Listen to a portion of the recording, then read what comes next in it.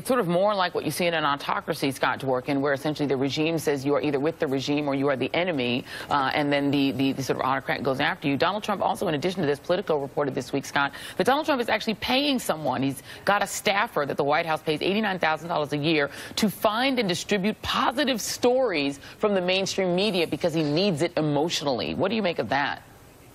I think that it's just, you know, petting his ego, as always, and I think that's, again, a ridiculous path, because really, when it comes down to it, I don't think Barack Obama really paid as much attention to the news.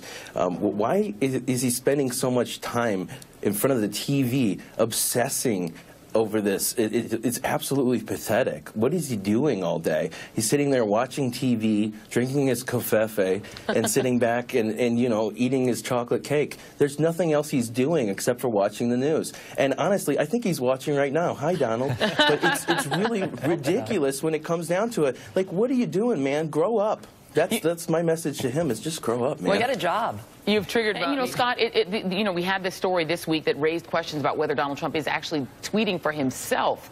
This story didn't make reference to that at all, and whether or not I think his first name is Tom Scavino, who's his social media director, is creating some of those tweets. From what you've been able to tell, I mean, you are very prolific on Twitter yourself, my friend. Can you tell if this is all Donald Trump tweeting, and if it is some strategy, or is it just a stream of Trump's consciousness?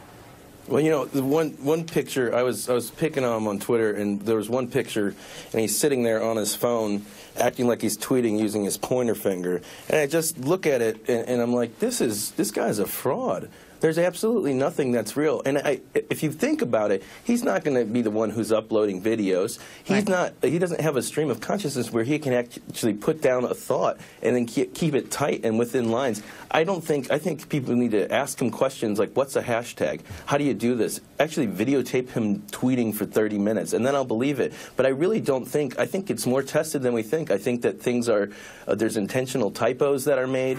I think that, you know, there's trigger words that they use intentionally to piss people off. And it's really just used as a propaganda tool. And the thing behind it, the biggest fraud of all, is I think that he doesn't tweet. And, you know, Eric, is it